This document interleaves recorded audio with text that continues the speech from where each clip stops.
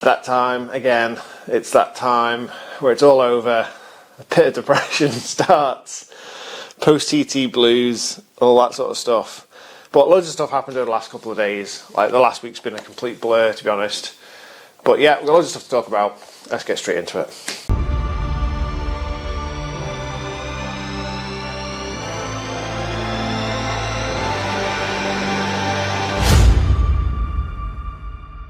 Yeah, welcome back in. It's that horrible, horrible feeling you get every year when it's all over and all of a sudden you realise that TT's done and normal life starts again tomorrow, and God, I hate it. I hate the feeling so much. But not going to dwell on that too much, although a lot of us will be feeling it.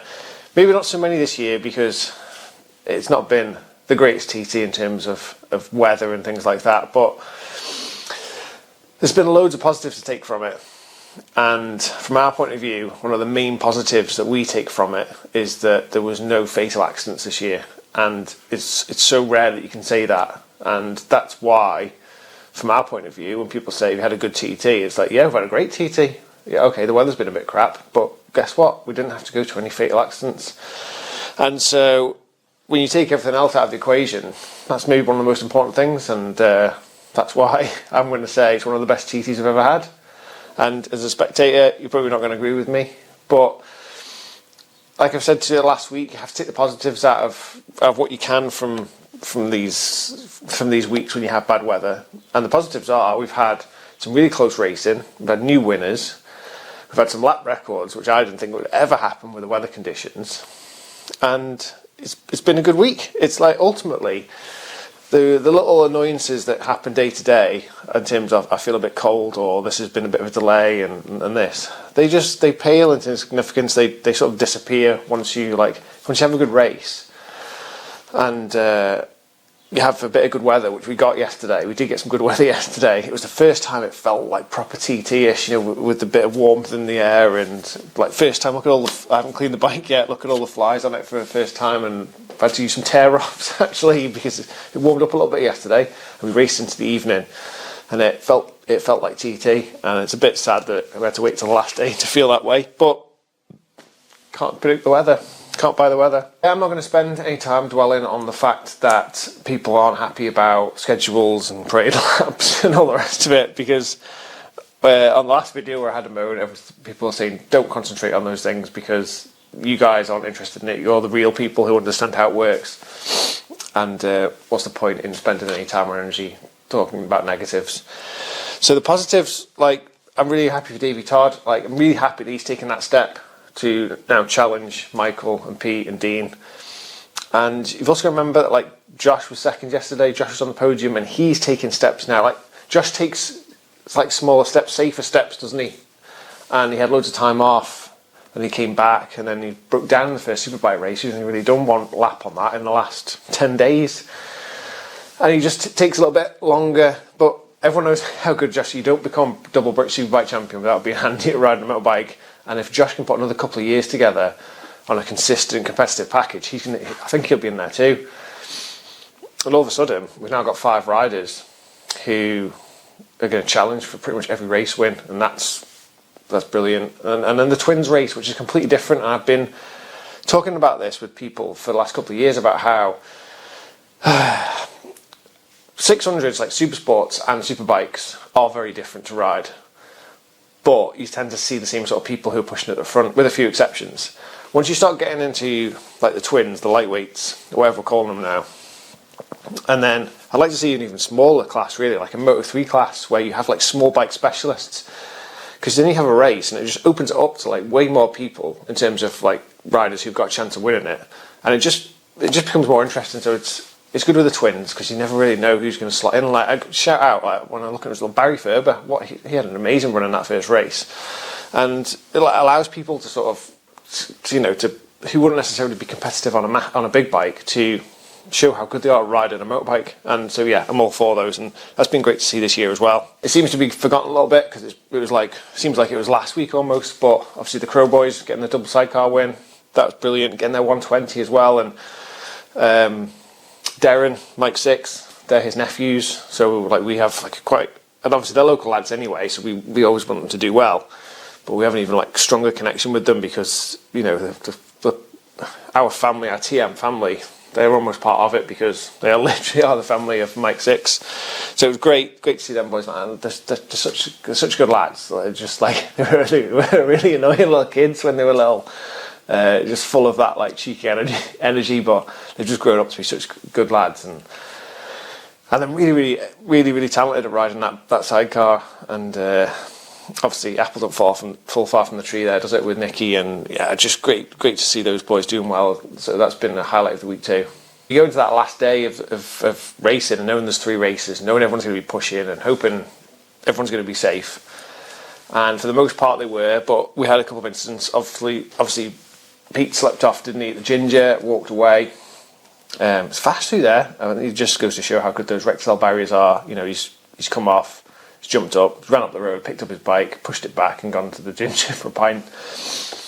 And he'll just be thankful that he's not hurt, and he'll be ready to go again next year. And he was on like potential 1:37 pace as well. So it's like, yeah, they're pushing hard, and he'll say he felt comfortable, and he was. It looked like he was slightly offline, and you sort of lose the camber in the road a bit there, and it is bumpy, and it's just so easy just to lose the front through there. So, I mean, when they're pushing that hard, it's no surprise eventually it trips you up. But Davey might have gone with him anyway. Who knows? Like we're never going to know now, are we? And Davey thinks he had something left towards the end if he needed to for the last 2 laps. But again, we're not going to know. We'll find out next year when they're all back at it. And obviously Michael breaking down as well. So Senior became a bit of a. It wasn't much of a race in the end, was it? But taking off away from Davey, he was there before they broke down. So yeah, fair play to them. And then in the twins race, young Jack Petrie's had an off at Hanley's, and that was a red flag. And Mike 8, so the new TM, got the shout for it. Because of all the things that moved and some of the... we're doing weather reports and we're moving through different sections to try and, through all the delays before we got started. So we didn't actually end up anywhere near where we started the day. And Mike 8 was at Ballacrane, boom, crash, Hanley's, standby, and within 2 seconds, just go. So we went to it. And then not too long after that, red flags. So obviously, big one. And he was absolutely spot on. He did everything just as you'd be expected to do it. He was calm on the radio. He got all the correct information across. He dealt with the rider. He dealt with the road. Yeah, just couldn't have been better for your first big one. Couldn't have been better. And Jack wasn't looking too clever, to be honest, at scene. And obviously we're thinking, last day is the last thing we need. But we haven't got complete news of how he is. But he's stable. He's serious and stable. So that's good news, considering what we were hearing over the radio initially. If someone had said to me this time yesterday that that's what he would be, then happy days, yeah. So hopefully Jack gets better quickly, and we'll see him back next year. So we'll see with that one. And then an update on Anthony Redmond's crash, which I attended up at the bungalow.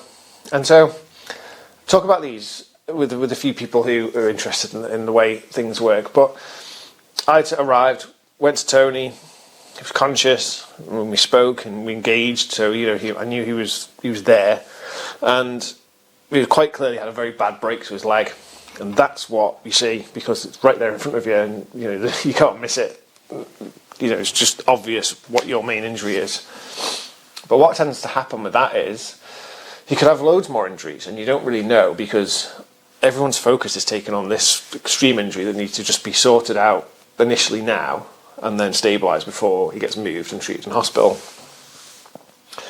So when people ask you, we went to Tony's crash, how was he? He says, yeah, it looks like he's got a leg break, quite bad one, but ultimately they'll do whatever they need to. It might be a cage, a fixator, whatever, pins, plates, whatever they need to do.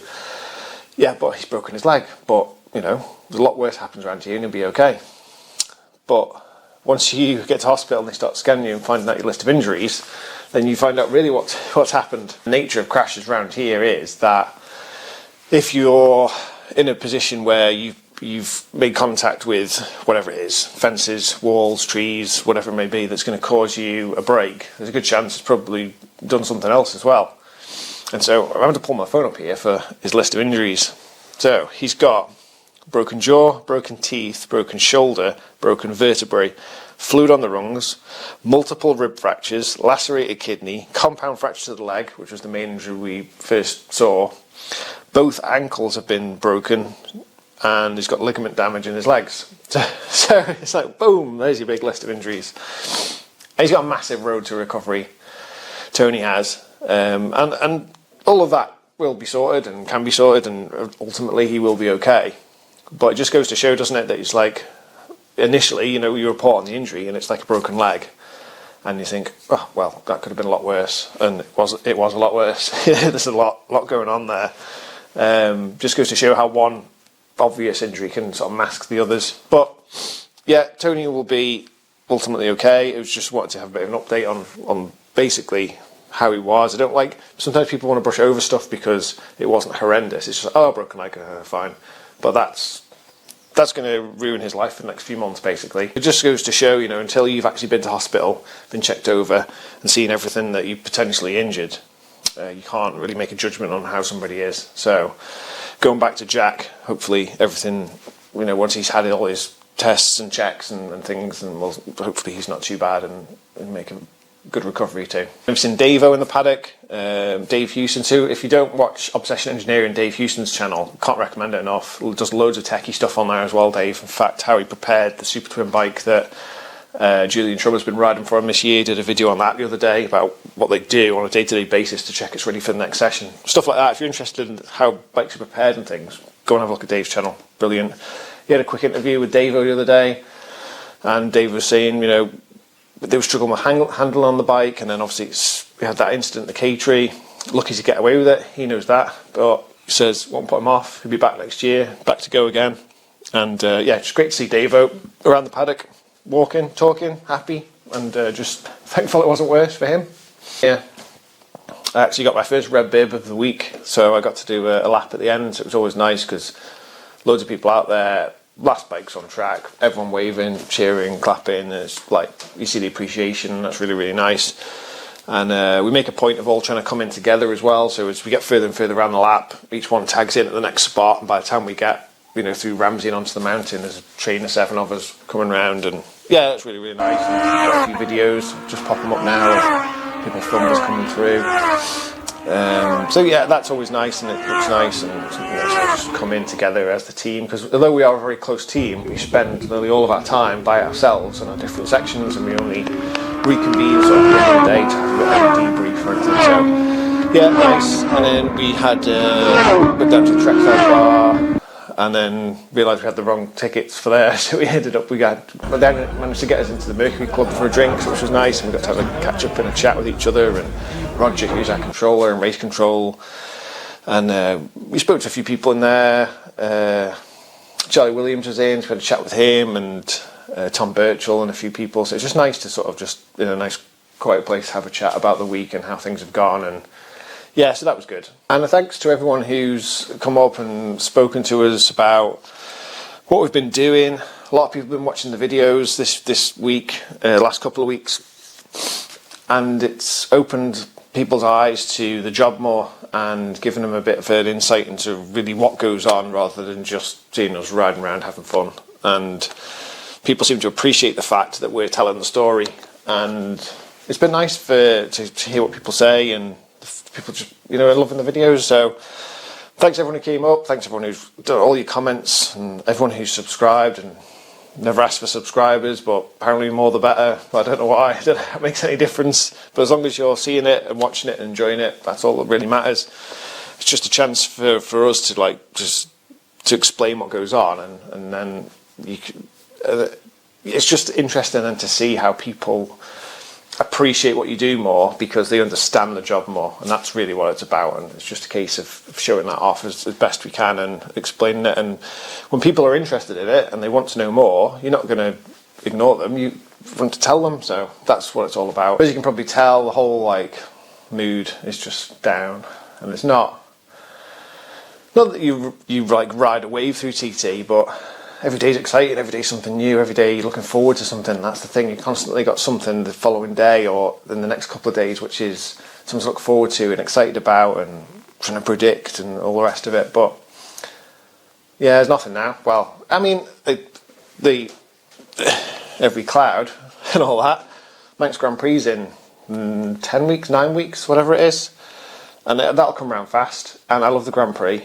And the TT is amazing. It's such an amazing spectacle, and all the people and all the stars who ride and everything. But for the Manx Grand Prix, you go into it with a load of new riders who have no idea how good they're going to be. And so watching these people go to the track for the first time, obviously we have newcomers at the TT, but there was like 3 this year, wasn't there, on the solos? And I don't know how many's at the Manx this year, but you'll have some people who, they all go into it on a pretty much even playing field. And some of them thrive, some of them don't so much. And ultimately, the speeds they achieve now as newcomers, because they're so well prepared and on good machinery, always shocks me. They just look at Joe Yeardsley last year. Now he's had a great TT, and there'll be somebody else who turns up this year who you've never heard of, and he'll have a good Grand Prix. And this time next year, we're talking about what a great TT he's had. That's just the way it works. And so it's like these unknowns are about to come through, and they're really excited. And that's arguably more exciting watching that happen than it is watching the TT stars who you know are going to be fast, and you know who's going to be at the front pretty much. So yeah, and it's the next generation TT rider too. So it's a breeding ground for the future, and yeah, I think that's arguably more exciting than watching like the TT boys break lap records. It's equally exciting anyway, in a different way. So yeah, I'm looking forward to Grand Prix, and if anything, we've got to be due a really nice 10 or 11, how many days it runs over now, of just really, really nice weather, late August. It can happen. For as long as I can remember, we've never had a really nice Manx Grand Prix. Even from when I was competing through to TMing, we've never really had that nice block of warm weather. But it can happen that time of year. It still is the back end of summer, and hopefully we do. And that would make up a little bit for having a bit of bad weather for this TT. So yesterday morning, I was up stupid early, 6 o'clock, and I was dressed, leathered up, on the bike, and out by 7. And I didn't get back till about 9:30. So I was in my leathers for over 14 hours yesterday. And we did our last bit of filming with Honda. Well, I did. So we went, rode round the coast road to Ramsey, met up at Tower Bend at 7:30. Got loads of GoPros on the bike, met up with the guys there. And then I followed Chad over the mountain quite close to try and get some shots looking back of me riding the bike. And then he's got a 360 camera, Insta360, and then so I did some passes and we did some runs over the top. So yeah, we had a run over, got some filming in, and it's funny because it probably took about 3 hours of my day up, and the boys reckon probably get 4 or 5 seconds out of it, just bits to cut into the video. So it just blows my mind. Like, I'll sit down here for half an hour, record this, and edit it, and it'll be a 20-minute video. So it's not a bad ratio. We'll go out for 3 hours, do a lot of recording, edit it, and you get 4 seconds. And I can't believe how much time, effort, and must be cost as well, that goes into filming all day to get a few seconds worth of footage. And I don't know how they justify it, but obviously the stuff they make's like on a way higher scale in terms of the production, and they're Honda, aren't they? It's an official Honda video, so it has to be professional, it has to look good, and they justify it whichever way they do. And I'm looking forward to seeing it, because it's going to be a really, really well polished, well edited, put together piece of footage. And the boys were filming stuff around the grandstand yesterday, just capturing little bits here and there, and so much effort goes into it. And because obviously I make a few videos, just me sat here talking to you, but seeing it done properly and the way they do it, it's an eye-opener to how, yeah, the time and effort basically that goes into it, and the little bit of material you get for all that work. But yeah, interesting to see that. So we'll see that in hopefully a couple of weeks. And then it's just going to be a case now of cleaning the bike, checking the bike, and then she has a well-deserved rest now for a couple of months. 3 of the boys will obviously do the Southern 100 in July, so they'll be back out in not too distant future, another 5 or 6 weeks. But yeah, mine will just sit here and have a rest for a little while, and then we'll get all ready to go for Grand Prix. But yeah, apart from that, I haven't really got too much to tell you. It's just, it'll be interesting to see now, because like the TT, everyone can't get enough TT content, can they? They can't absorb enough of it. Everyone's interested in everything, and now it's sort of over. It'll be interesting to see how many people actually want to watch this, because I haven't got anything to tell you about going forward. So, well, we'll see. If you're watching it, then thanks, and if you didn't, then well, you're never going to see it, so it doesn't matter. But yeah, it'd be interesting just to see that one. To round that off, just a thanks to Honda again. I can't ever express just how much we appreciate that you let us use these bikes. You know, you send them to us and just let us have them for the year, and I can't ever like show how much appreciation we have for that. And obviously top of that, RST, RI, Metzler, everyone who helps, everyone who contributes to allowing us to be well prepared and have all the best equipment to go out and to do our job. So just a thank you to all those guys again. Obviously I fire a picture up at the start of every video with them just to say thanks. People who don't get enough appreciation, they really don't. Like people, I say they appreciate us, we get noticed more because there's only 8 of us. But the trackside marshals, like, they've done some massive hours these last 2 weeks, huge hours. And I know they get thanks, but they don't get enough thanks. They're out there for free, on station, and I've spent a lot of time on the mountain the last couple of weeks, and it has been brutally cold, and there's been delays, and they just keep plodding along, they keep turning up every day, and they just, like, I know it's the old saying, but without the marshals, there'd be no racing, and there wouldn't, and they're not just turning up for a few hours on a Sunday, they're going out there for like sometimes 12-hour days, multiple days on the bounce for 2 weeks straight. And yeah, just thanks to everyone who makes it happen. And I know we're included in that, but there's way more than just us, you know. So yeah, all the trackside marshals who go out there and do their bit, they deserve as much of a shout out as anybody else. But I'm going to wrap it up there because I can ramble on, can't I, and tell you how depressed I am. It's all over. But it's been a good TT. The weather's been crap, but that'll be forgotten. It's been great racing, great results, and yeah, roll on Manx Grand Prix and TT25. Thanks again. See you in the next one.